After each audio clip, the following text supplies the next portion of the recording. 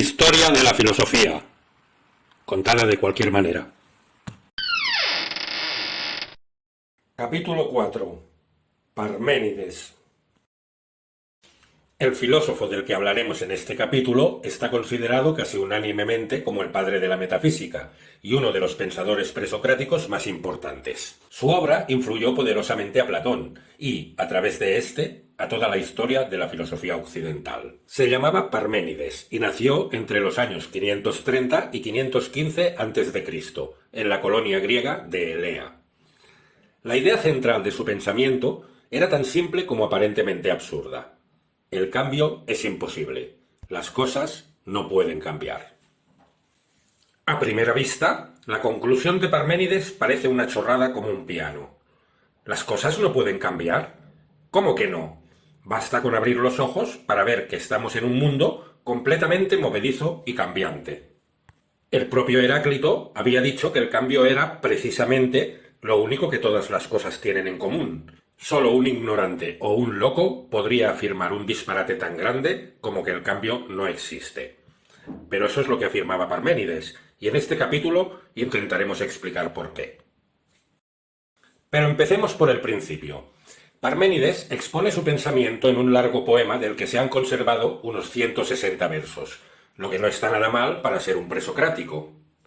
En su poema, Parménides describe cómo es llevado en un carro tirado por dos yeguas conducidas por las Helíades, es decir, las hijas del sol, a través del camino de la noche y el día, hasta un inmenso portal de piedra custodiado por Dice, que según la mitología griega era la personificación de la justicia. Franqueada la puerta, Parménides se encuentra con una diosa que, después de comerle la olla durante un rato, le muestra dos caminos de conocimiento. Uno de los caminos conduce directamente, y en palabras del propio Parménides, al corazón inconmovible de la verdad bien redonda. El otro camino es el de las opiniones de los mortales. Pero dejemos que la diosa nos hable directamente. Ven y te diré, y retén las palabras oídas, qué únicos caminos de busca son pensables. El uno, que es y no es posible que no sea, es la vía de la persuasión, pues sigue a la verdad. El otro, que no es y es necesario que no sea, te digo, es un sendero ignorante de todo. Vale, dos caminos. Uno chungo y otro guay. Uno que no puede ser y otro que no puede no ser. No pido. Dicho así, igual es un poco confuso, pero veámoslo en detalle. Consideremos, en primer lugar, el camino de la verdad, es decir, el que nos muestra aquello que es y no puede no ser. ¿A qué se refiere Parménides con esta expresión? La filosofía tiene una palabra para definir aquello que no puede no ser. Esta palabra es necesario. Pero pongamos un ejemplo. Hay en el juicio 2 y 2 son 4 un componente de necesidad que obliga a la razón a admitirlo como verdadero. Los juicios necesarios tienen la simpática costumbre de no cambiar nunca. 2 y 2 son 4 aquí y en el otro extremo del universo. 2 y 2 eran 4 hace 1.000 millones de años y seguirán siendo 4 dentro de 1.000 millones de años. Siempre, en cualquier lugar, en cualquier tiempo, en cualquier circunstancia, ocurre que 2 y 2 son 4. Resumiendo, el camino de la verdad es aquel que nos muestra lo que no puede ser de otra manera. Si aquello que no puede ser de otra manera es necesario, la filosofía también tiene un término para aquello que sí puede ser de otra manera. Este término es contingente. ¡Alcalde! ¡Todos somos contingentes! ¡Pero tú eres necesario! Lo que viene a decir Parménides, aunque no lo exprese en estos términos, es que solo existe lo necesario, y lo contingente ni existe ni puede existir.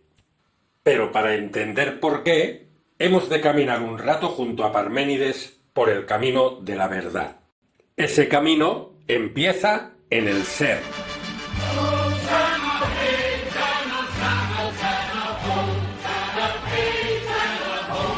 Curiosamente, hasta ese momento a nadie se le había ocurrido empezar por el ser. Y eso que, si hay algo que tienen en común todas las cosas, es precisamente el hecho de que son. Después, las cosas pueden ser grandes o pequeñas, animadas o inanimadas, etéreas o tangibles, analógicas o digitales. Pero para ser todo eso, necesariamente han de ser. ¿Y qué es lo primero que podemos decir sobre el ser? Pues no es tan difícil. El ser es. Obvio. Sí, vale. Decir que el ser es no parece un gran descubrimiento. Pero aquí tenemos que hacer un inciso para recordar algo que ya apuntamos en el segundo capítulo de esta historia. Los griegos partían de un principio que para ellos resultaba incuestionable, a saber, de la nada, nada sale. O dicho de otro modo, de la nada no puede darse el ser. Lo mismo ocurre al contrario. Lo que es no puede desaparecer sin dejar rastro.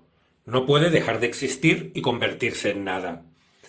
Es como si el ser y el no ser fueran compartimentos estancos entre los que no cupiera comunicación alguna.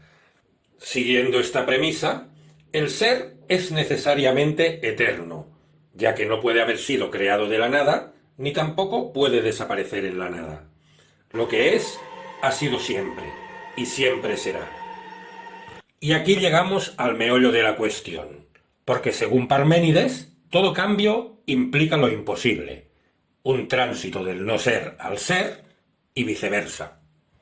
Consideremos cualquiera de los cambios que podemos observar habitualmente en la naturaleza, como por ejemplo la transformación del Dr. Bruce Banner en Hulk.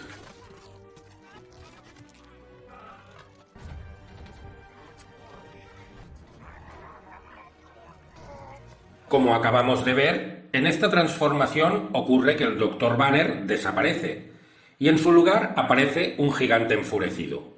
El cuerpo enclenque y paliducho de Banner deja de existir y el cuerpo verde e hipermusculado de Hulk comienza a existir.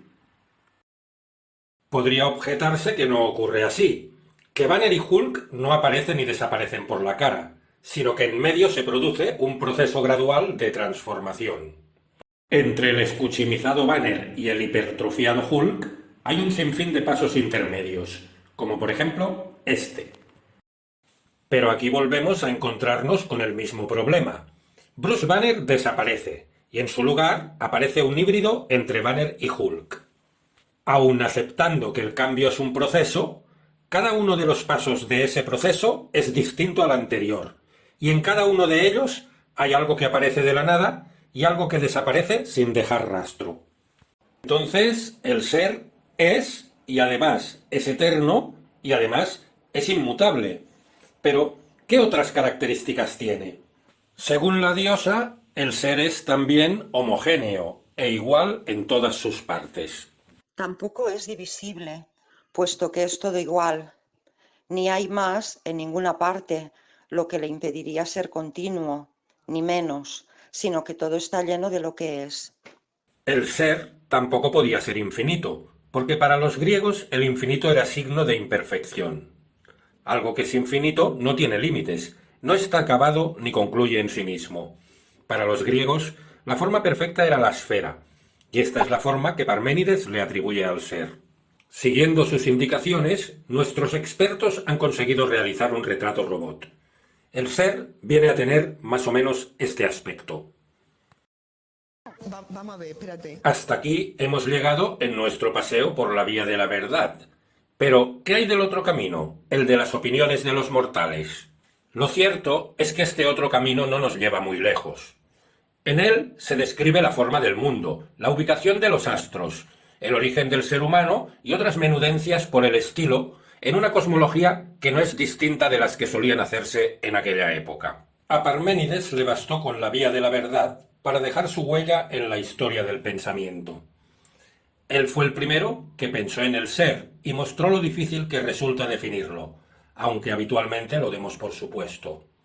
Además, señaló que la verdad es siempre la misma, frente a un mundo donde no parece que exista nada estable y duradero. Merece por ello ser considerado el padre de la metafísica, y más concretamente de la ontología. También se le considera un precursor del racionalismo, porque creyó que es la razón, y no los sentidos, el único instrumento que puede proporcionarnos conocimiento verdadero, es decir, conocimiento.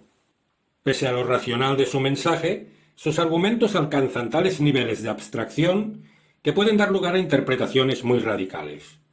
Por ejemplo, uno de sus versos más conocidos dice: Pues una misma cosa es pensar y ser.